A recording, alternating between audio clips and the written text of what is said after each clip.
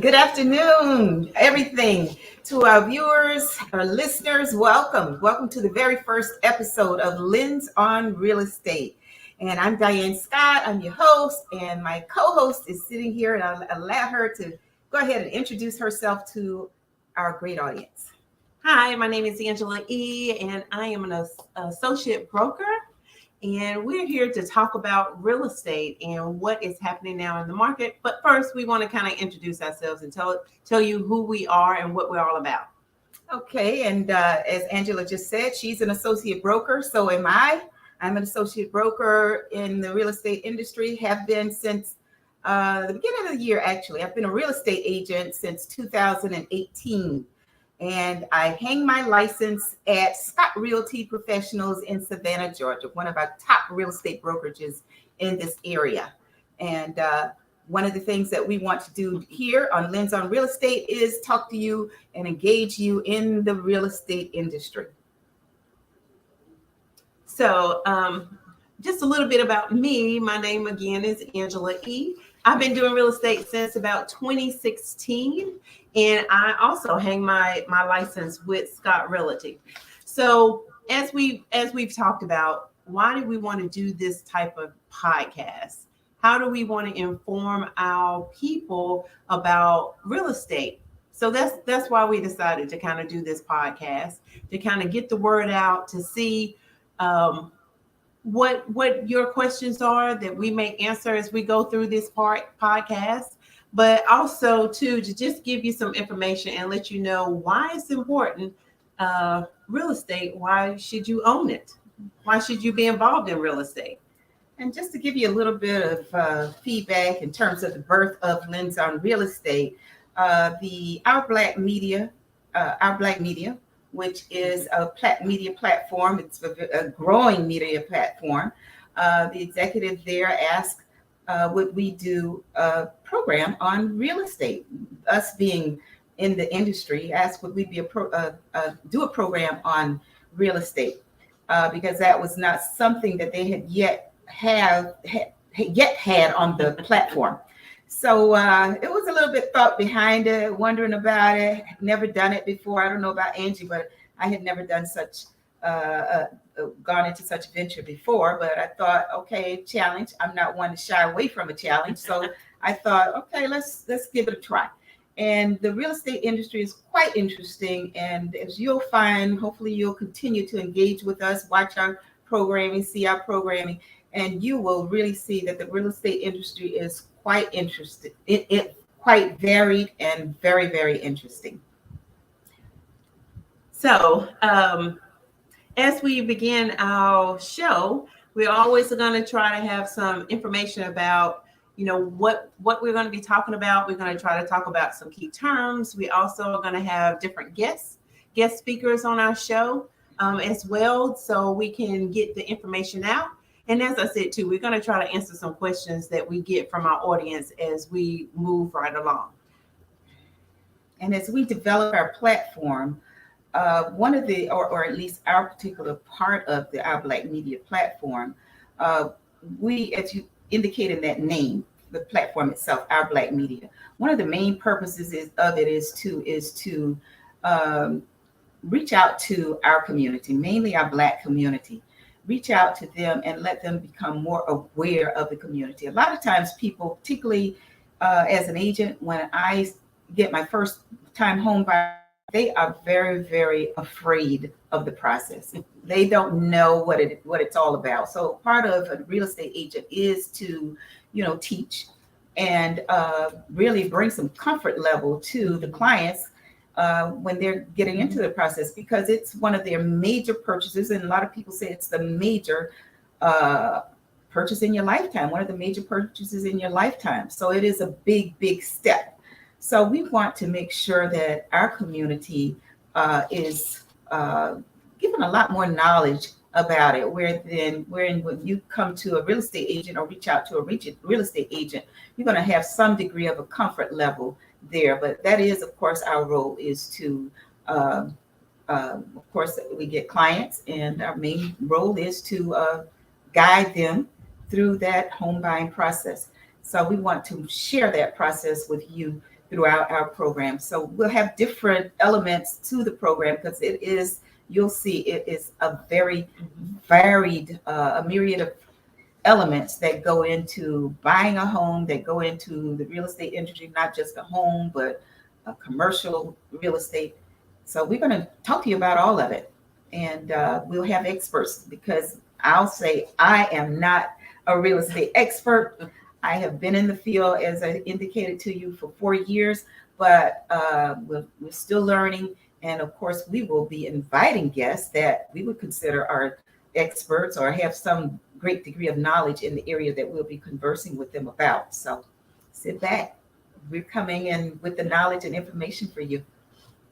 So just to reiterate some things that Diann went over, why do you want to have a real estate agent? Why do you want to engage a real estate agent? Because just like she said, it is a major purchase, and a lot of times it is the largest person that a person will make in their lives. But there are a lot of moving parts, and that's what we're here to do. We're trying to demystify, try to take the hesitation out of buying real estate. We are here to answer any questions that our clients have. And we also engage in residential, commercial, investment properties. We handle all those things. We may not know every single aspect of it, but best believe we know how to figure that out. So as your real estate agent or your broker that's helping you get through the process, we're the person that's going to be there for you to run interference, that's going to ask the hard questions, make sure that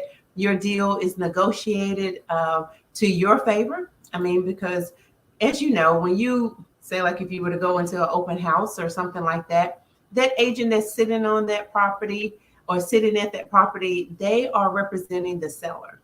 So why do you want to have a buyer's agent? Is because where Diann and I could come in on your behalf is to negotiate what's going to be best for the buyer, as well as the opposite, because we do both sides of those type of deals. If we are representing the seller, we're going to negotiate the deal to the advantage of the seller. But we all try to work together. The real estate industry is somewhat of a small community. A lot of us know each other, and we try to work well for everybody. We try to do the right thing for our clients and give you that level of comfort when moving forward. And best believe me, we've had all kinds of questions. I believe that there is no stupid questions because you don't know what you don't know. And that's why we're here, as well as to make sure that if you have a question, no matter how small it is, that we can either answer that question just right off the bat because we have some level of experience. But if we have to research, then we'll go out there and do that research for you.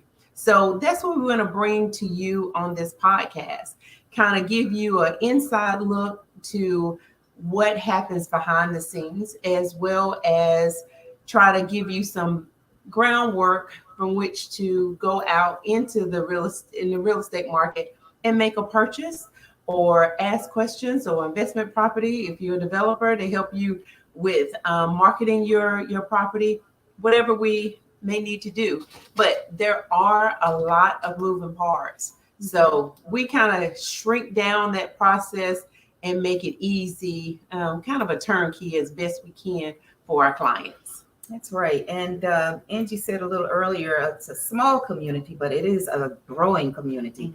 Mm-hmm. We have quite a few of agents in the brokerage that we work for. Scott Realty Professionals, as I said, it's one of the leading brokerages in this area. And right now, Scott Realty Professionals probably has 60 plus agents a part of the brokerage. And we want our viewers to know that we have African-American agents, African-American female and male agents out there that can serve our community. And we're going to be presenting some of them to you on our program. At some point you'll get to see and ask questions of them. And as you can see on our screen here, you will be able to present your questions online, and some of them we'll probably be able to answer right here online. So feel free to put your questions or put them to us online, because we certainly want to try to help you out and respond to you in a real time way, because we're going to be coming to you every Monday at 6 p.m. So we're looking to have our viewers, growing network of viewers, check out our program, Lens on Real Estate. And Andrew, we're going to move on, because part of the real estate process, we hear a lot of conversation about building generational wealth. And one element in everything that I've seen, or whenever I read an article about that, one of the main elements to doing that is real estate. And that's also another reason why we wanted to present this to you. One of the main elements of building generational wealth is through the real estate industry. And I had something here that I wanted to share. And I'm going to read just a portion of it. What happened to this family back in 1912? Because a lot of you may have heard the news back in October last year, where the governor of California returned property to this Black family. Their ancestors back during that time, they had beachfront property. It was a resort. It was a Black resort that was developed and for Black people. It was on beachfront, and at that time, that property was taken from them via eminent domain, which we'll probably bring up at some point exactly what that is. But I'm sure a lot of us have heard of it. That is where the government, the city government or ordinance, allows them to take property that they want to use from an owner. And that's what happened to them. But the reason they do this is not based on discrimination. It should not be. And it was learned and really aware at that time that it was solely discrimination, wherein the city decided to take this property from this particular family. And that was the Willis family. And it says Charles and Willa Bruce had turned their location into a seaside resort that welcomed Black beachgoers from all over Los Angeles and became colloquially referred to as Bruce's Beach.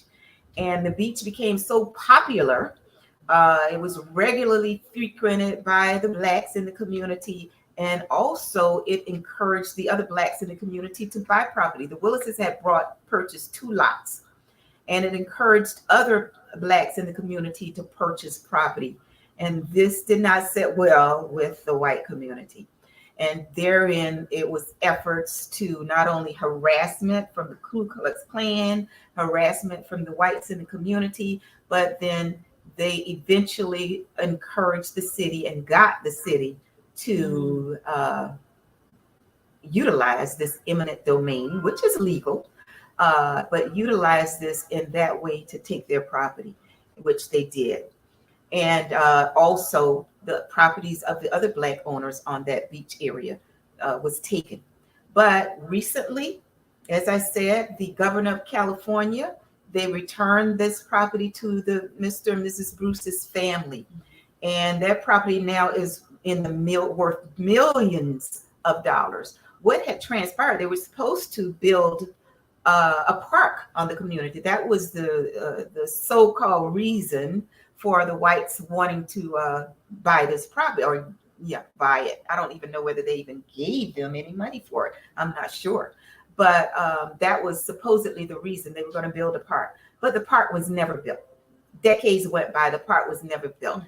Finally, probably about 20 years before this recent event happened, they built, the city took over and they built a small park that was behind the actual property that the Willises owned.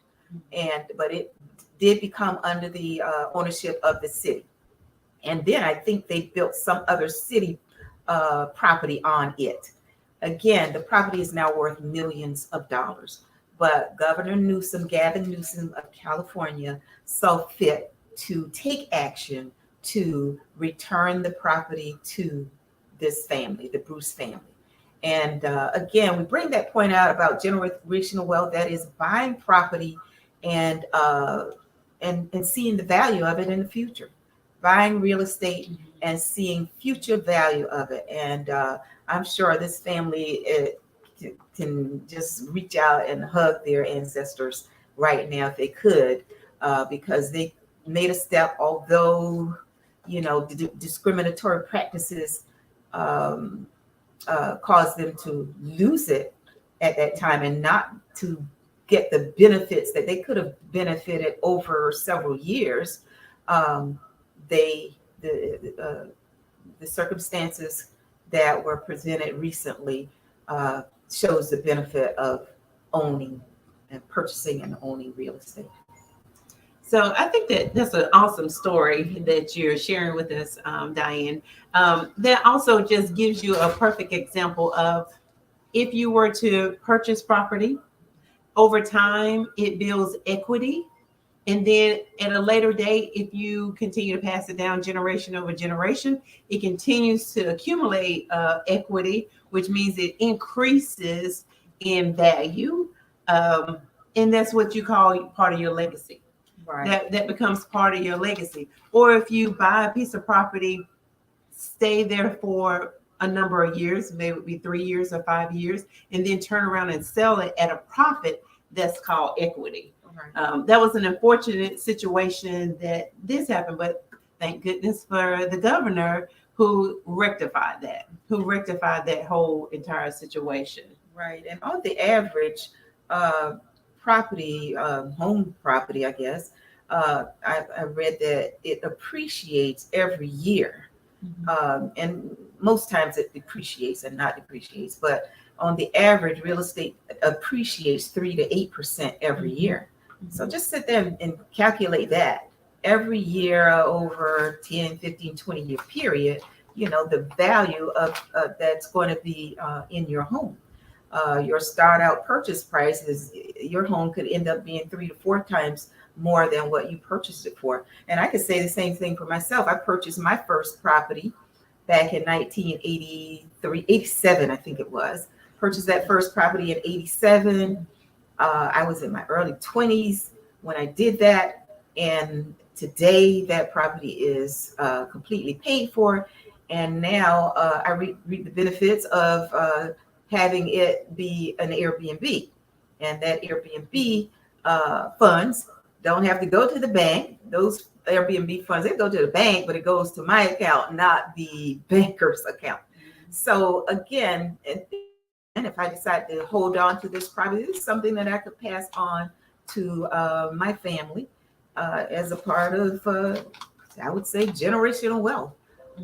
So let's really get into real estate, and we're going to help you get into real estate and be more serious about it. And particularly our young people, because that's my passion. I really would like to get young people more interested in real estate. I think a lot of times when we get of age and we can move out of our parents' homes, we start talking, let's get an apartment. Yeah. That's the big thing. We're going to get my own apartment. And that's well and good. But we want to get you in the mindset when you may get that first apartment, but that's just going to be a temporary dwelling and for a short period of time, because we want to get you into your own home, because that's going to be beneficial to you. Absolutely.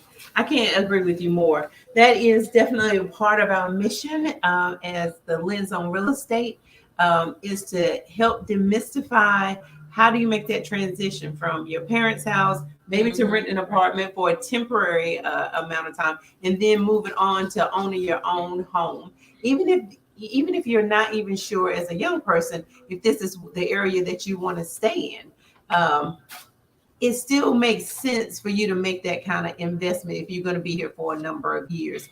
And then again, like I said before, you can accumulate equity in that home, either sell that home or that becomes an investment property, as Miss Diann has done when she bought her property in the 80s.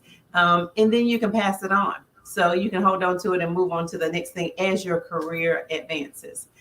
Definitely for millennials. I know I'm the mother of some millennials, and they say to me that sometimes they are afraid because we had that crash. back in 2008. So they're a little bit concerned about that. So they believe that maybe renting versus buying would help them. But we can sit down as we continue to go through this podcast and explain kind of what happened at that time and what kind of fail safes that the government has put in place now, that we would not go back to that. Although I know COVID probably put a different kind of a strain on the real estate market, but those are some things that we're going to explore and try to make that easy to understand, kind of what happened there, so that you won't be afraid to build your generational wealth for yourself. And the millennials aren't alone in having that sort of trepidation about the crash, because when this recent pandemic occurred, the COVID pandemic occurred, and the market just seems to have caught on fire, as we would say. It became an extreme seller's market, meaning that there were more buyers out there looking for homes, but there were no homes. The inventory was very, very low. So we had an exorbitant amount of buyers, but we did not have the homes. The inventory was quite low. So you had number of buyers bidding on one. And so it was very, very, it was nerve-wracking, I would say, for everybody. Good to have the buyers out there, but it wasn't easy getting a buyer into a home because you had so many people competing for the same house. So it wasn't necessarily an easy process. So that also, in getting back to the crash though, even realtors were even thinking, okay, we're going to look for a lot of short sales, a lot of foreclosures to come as a result of this super hot sellers market that was going on during the COVID pandemic. But that hasn't occurred.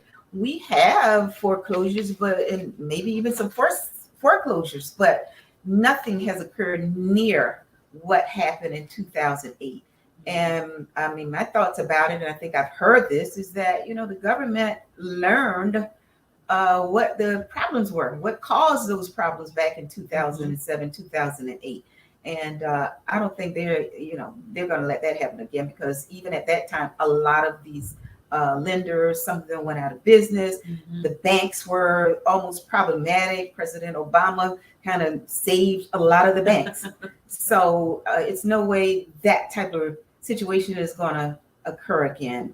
And hopefully not. But don't sit back. The time to buy, if you're ready to buy, if you have your criteria in order, which we'll talk to you about, we'll have people that will come on, our lenders come and talk to you what it takes to get ready and be prepared to buy a house. But if you're prepared, the time to buy is now. Don't wait. The time to buy is now.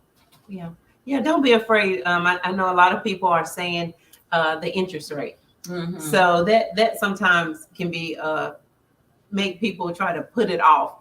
But you have to believe that during COVID was definitely just a perfect storm of circumstances where it was when everything shut down. People couldn't get supplies in, builders couldn't get supplies in, as well as people moving. Well, some of those people that lived in New York City, not to just pick on them, but as an example, who were going to work every day, and they were living in an 800 square foot apartment. But when they actually had to live in that 800 square foot apartment with their family, with their kids, and trying to work from home and doing the homeschooling, that 800 square foot apartment began to close in. So once they figured out that they could work anywhere, then it seemed like where paradise happened to be in Savannah, which, it's a little bit warmer weather, or the prices are cheaper than what they are in the city. A lot of people came in from other areas and swooped in and made some major purchases, which made it a little bit more difficult for people buying locally. But again, it still was not impossible. That type of situation is beginning to even out some. We definitely couldn't maintain that type of economy where there were interest rates of I think I sold a house that was the interest rate they got was 1.75. Wow. Even the lawyer said, "Oh my Awesome. gosh, hurry up and sign this paper before they change their minds." You know, because they had Awesome. excellent credit, they had money in the Awesome. bank, all those things. But there's no way that the economy as a whole could have sustained that type of interest rate. Right. So where we're going to kind of level out some of those things, I think we should be focusing a little bit more. Hopefully that home prices are going to come down some more than worrying about the actual interest rates. Right. But it has to get better over time because it's going to level out. Supplies are getting in a little bit better. Lumber is kind of stabilizing some. People are able to get windows in and different things that they were having trouble doing before. But again, those are some things that we're going to kind of do a deep dive and bring some subject matter experts in to kind of break those things down and make this an easier process. We have so many things that we can talk about, from terms that we use. I think Miss Diann used talking about eminent domain, talked about a seller's market. What does that look like? What that mean? I mean, because again, it's gonna swing back to a buyer's market before we know it. And we're going to be showing you each week on our program. We're probably going to be showing you, not probably, but we probably should.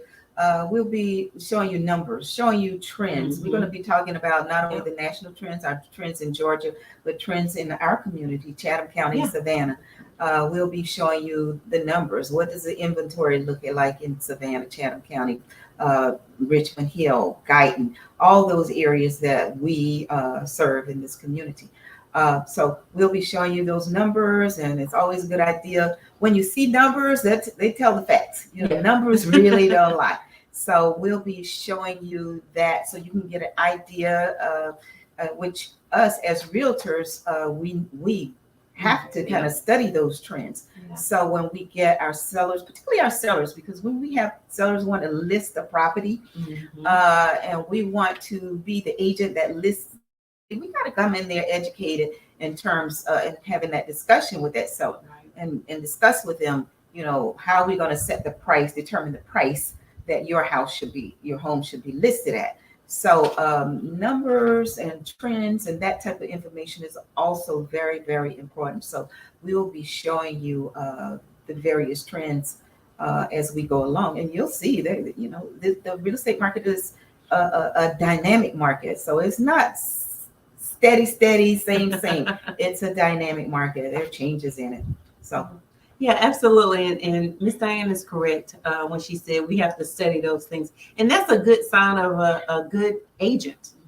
Someone who actually has done the homework, done the research, looked at the comps in the area so that we can bring you some good answers. So we can be the subject matter expert in your community. So that's what makes a good real estate agent. Again, those are some of the things that we're going to help you decide. Hopefully you would pick us as your real estate agent. But if we're not in your area, although we sell anything in Georgia, we even can sell in South Carolina.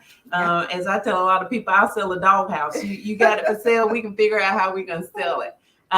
But we're going to help you figure out how to pick a good agent so you will make a good decision about who to represent you. Right. And speaking to our agents that might be watching us, our real estate agents, our real estate brokers, we certainly want to invite you to come on our program, Lens on Real Estate, and have a conversation with us and talk about your business, because we're not just here to promote ourselves, but we're here to promote those in the industry, because we want our community to know that we are experts too. We're not.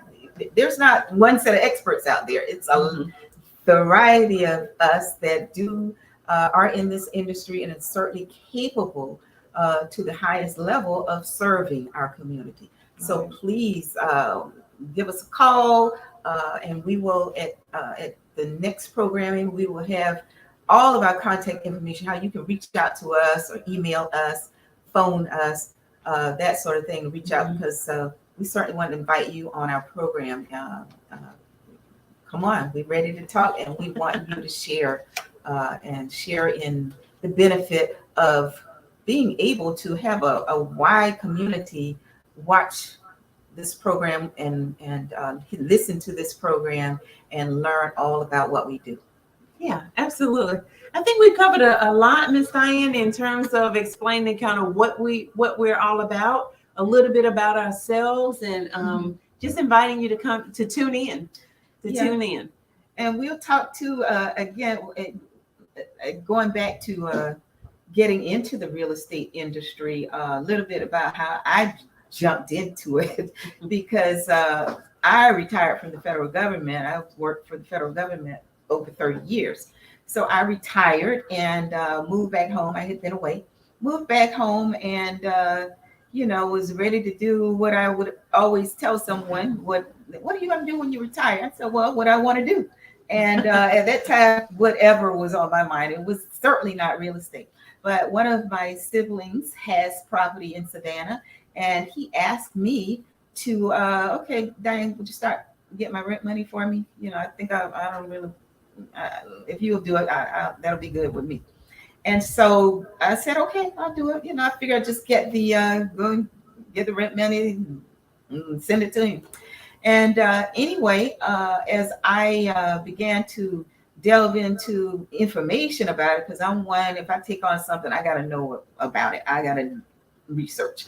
So as I began to get into different aspects of the property management, I learned that in the state of Georgia, if you are going to manage the property of someone else, a property that's not yours, and you're going to get paid for it, because my brother was giving me the 10% like he would give a property manager.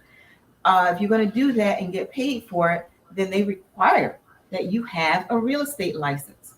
Didn't know that at the time, but I do know that for me, I'm going to dot my I, cross my T's. I didn't want any problems. So I decided to go ahead and get that real estate license. And by virtue of getting a license, I get to sell real estate. So that's pretty much how I got into it. And of course, Scott Realty Brokerage, Sabria Scott, she is the owner of Scott Realty Professionals, and she's family. And I was able to reach out to Sabria and set up my license, or hang my license. That's the term we call it in the industry. Yeah. Hang your shingle, Yeah. hang your shingle in that brokerage, because every new real estate agent has to hang their license with a broker. And Sabria is a broker and has been for a few years now. And so that's where I was able to hang my shingle. So that's how I kind of got into the industry. And I got to say, since I've been in the real estate industry, I really like it. It's very interesting. I kind of wished I had done it earlier, but I really like it. It's a lot to learn, and I enjoy every aspect of it. Yeah. Well, that's a good way that you started. The way I got into real estate has always been something that I've been interested in. Mm-hmm. I have to say, even when I was a lot younger, on Sunday afternoons, that's one of the things we would do. My mom always loved going to open houses or looking at homes or driving through neighborhoods. That's what we would do on Sunday afternoons. So always kind of been involved or intrigued by it since I was much younger. But I've had a few careers, never thought about being a real estate agent. But when I got a little bit older, I was working at Gulfstream, and I was thinking like, well, my kids are all grown. They're moved out of the house. I need to do something else that's going to challenge me.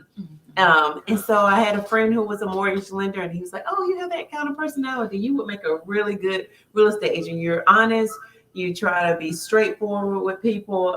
You're smart. You do your research, you do your homework. He said, you should do that. I was like, okay.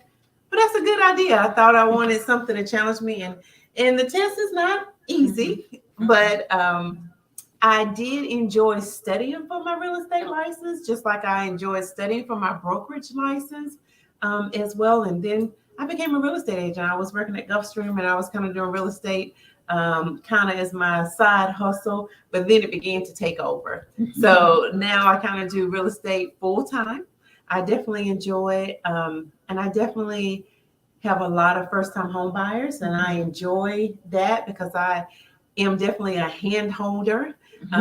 because it can be, like we said before, it can be a little intimidating when you're first trying to start out. But I definitely try to communicate.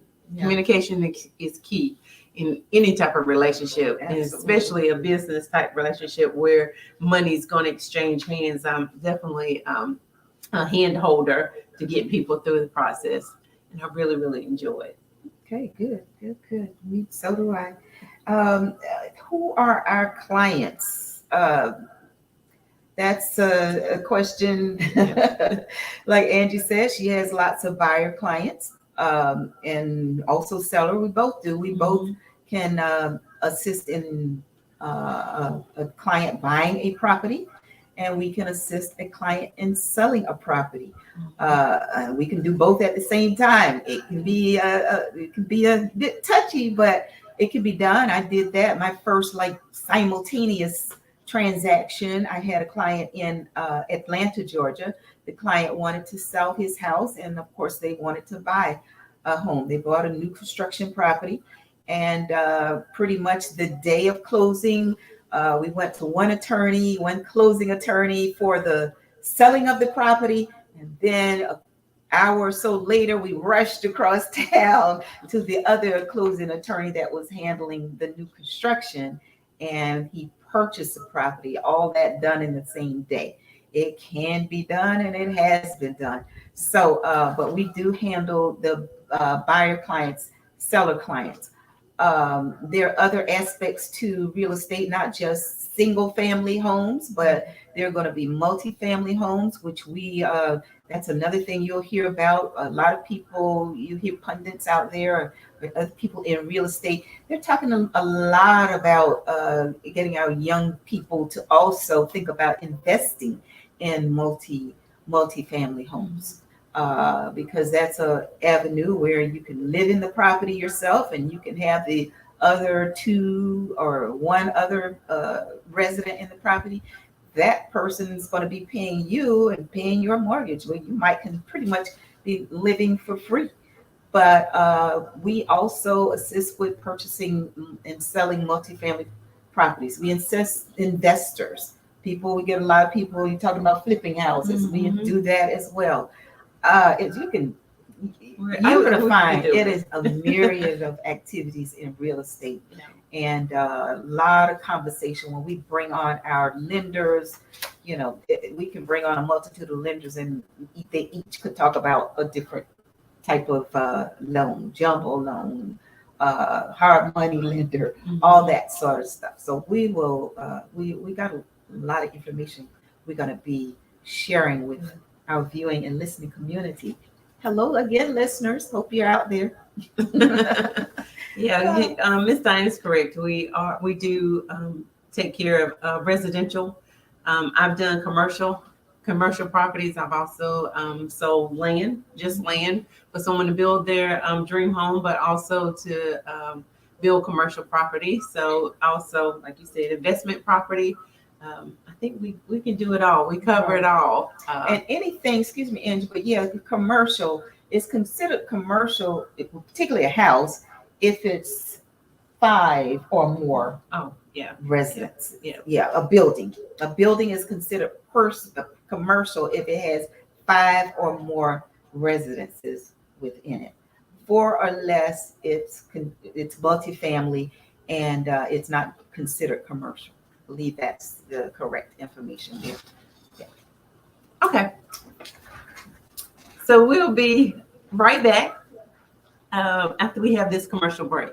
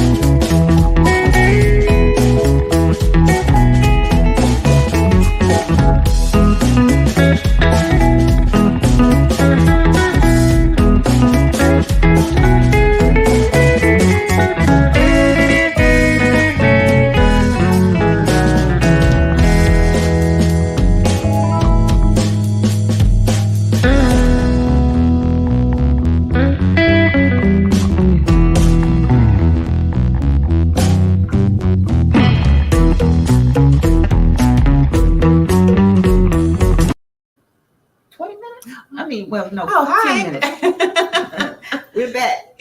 Yeah, Back from our absolutely. commercial break. So we're gonna kind of wind this up.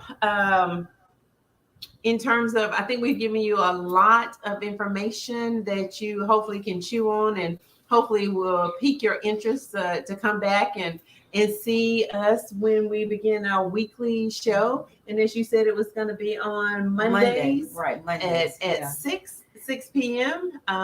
Every week. And we want to try to. We're probably going to begin our show at the beginning of the month. Could be December, but we want to do the beginning of the month because the format is going to be in something that hopefully our viewers will want to follow, because we're going to have a format in that on the first Monday of the month, we're going to maybe speak to real estate agents, real estate brokers, people that literally do what we do.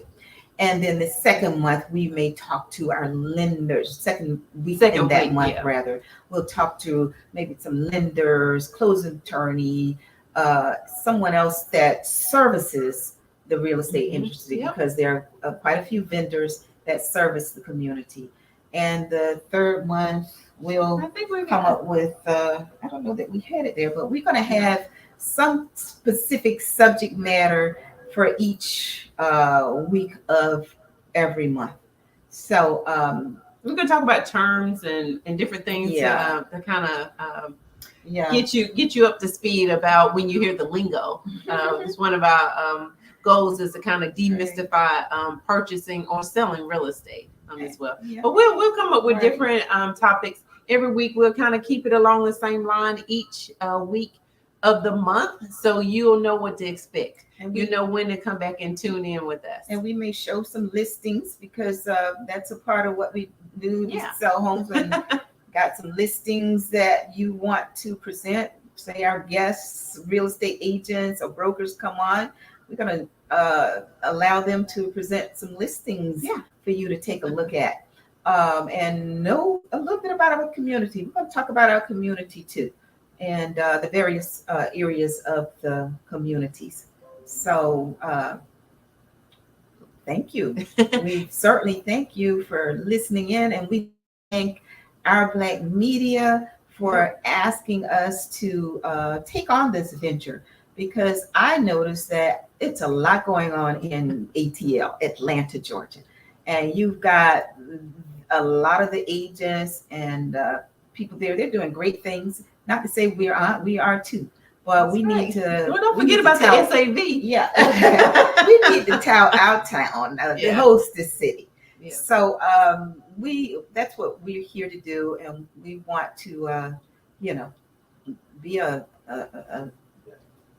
viable resource for our community in the real estate industry. And again, the name of our program is Liz on Real Estate, and Angela E. Angela That's E. her moniker. Angela E.